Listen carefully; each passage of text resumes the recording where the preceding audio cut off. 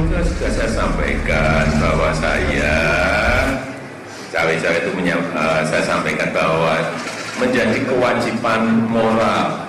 Ini kan hak demokrasi, hak politik setiap orang, setiap menteri sama saja. Yang paling penting presiden itu boleh loh kampanye.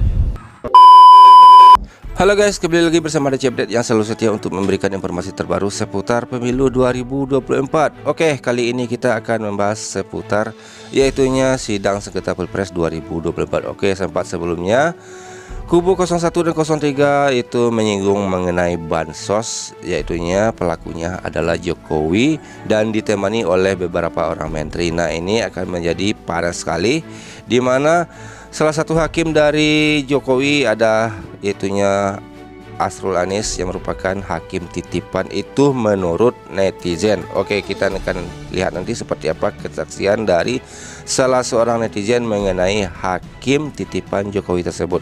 Dan di sini pihak terkait pun 02 itu merasa tidak nyaman dan sempat gemetaran ketika 01 dan 03 memohon kepada majelis hakim untuk memanggil para menteri yang terkait ataupun yang terlibat dalam masalah penyalahgunaan bansos tersebut. Oke, kita akan lihat seperti apa videonya, langsung kita cek di video yang satu ini.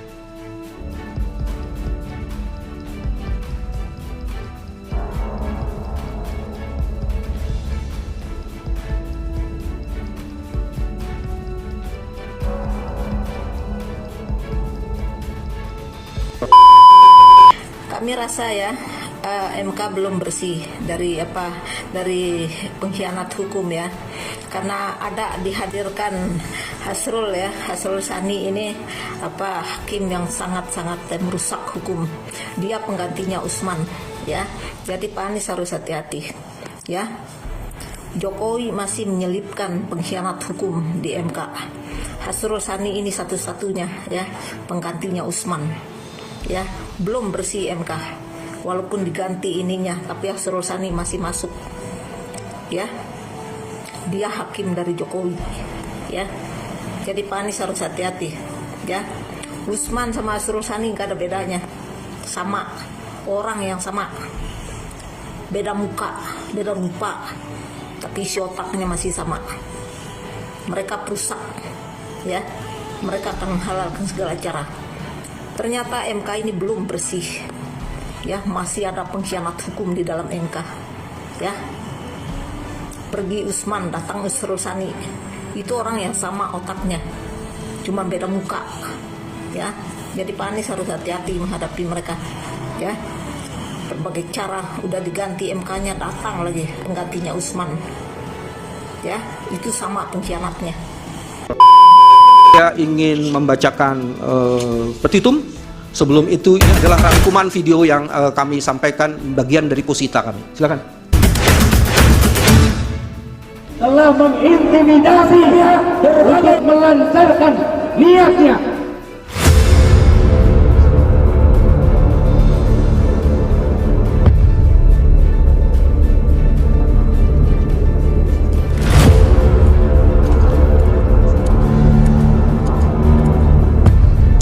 Sepertinya bukti-bukti yang akan dilampirkan pihak 01 ke MK.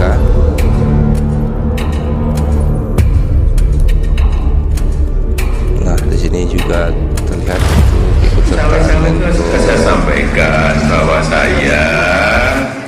cawe-cawe itu saya sampaikan bahwa menjadi kewajiban moral. Ini kan hak demokrasi, hak politik setiap orang, setiap menteri sama saja. Yang paling penting presiden itu boleh loh kampanye. Tenang saja Pak Prabowo. Tenang saja sebentar. Pak. Saya sudah ada di sini. Stop dulu. Kuasa hukum pemohon, ini apa tidak dijadikan bagian dari bukti saja? Ini bagian dari posita kami untuk melengkapi sebelum saya membacakan petitum. Posita kan tidak ada narasi-narasi yang berupa ada video. Majelis tadi disebutkan cawe-cawe presiden, ini adalah bentuk lebih lanjutnya. Iya, tapi di dalam narasi-narasi ini tidak muncul video kan, hanya pokok-pokok permohonan dalam keadaan yang tertulis kan. Ya, ini konfirmasinya ada di video ini dan kami ingin menjadikan ini bagian dari posita. Tapi saya serahkan majelis hakim. Bagian dari bukti bukan? Sebagiannya bagian dari bukti, tapi tidak seluruhnya nih bagian dari bukti. Ini cuma 3 menit saja majelis. Oh ya, nanti pada waktunya kami akan mengajukan kepada Majelis Konstitusi untuk menghadirkan beberapa pejabat-pejabat yang kami mintakan nanti. Tapi itu keputusannya kepada majelis nanti menerima atau tidak. Karena kami tidak punya kemampuan untuk menghadirkan menteri-menteri tersebut.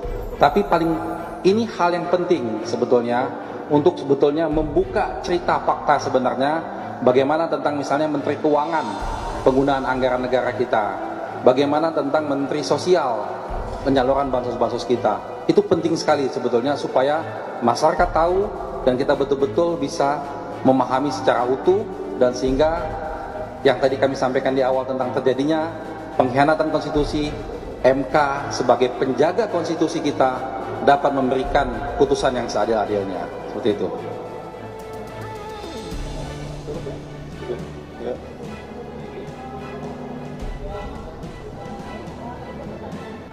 Keamanan dan kerahasiaan saksi-saksi kami, jadi kami mohon itu nama-nama bisa dimasukkan belakangan,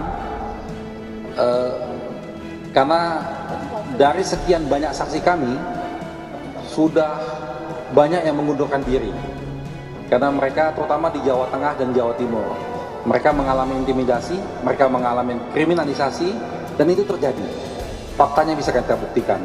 Tapi alhamdulillah masih ada yang punya keberanian yang akan siap bersaksi, sehingga nanti kami akan mencoba mengajukan tentang perlindungan saksi ini ke LPSK. Nanti mana hal-hal saksi-saksi yang urgent akan kami masukkan perlindungan saksi ini. Bersama-sama dengan Paslon 01 untuk menghadirkan Menteri Keuangan dan Menteri Sosial ya, dan Menteri PMK dalam persidangan di Mahkamah Konstitusi. Lalu yang kedua yang mulia, kami juga mohon izin, kami juga sudah menyampaikan permohonan kepada Majelis Hakim untuk dapat membantu menghadirkan Menteri Keuangan Republik Indonesia, Menteri Sosial Republik Indonesia, Menteri Perdagangan Republik Indonesia, Menteri Koordinator Perekonomian Republik Indonesia guna didengar keterangannya dalam persidangan ini yang mulia. Terima kasih yang mulia. Ya nanti kami bahas itu. 4 menteri ya. 4 menteri yang mulia, betul.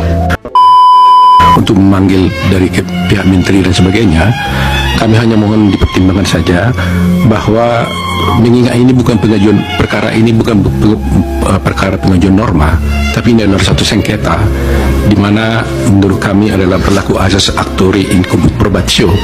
Barang siapa yang membuktikan haknya maka dia harus berbukti daripada penggugat, maka pemohon, maka mungkin sebaiknya itu tidak diperlukan.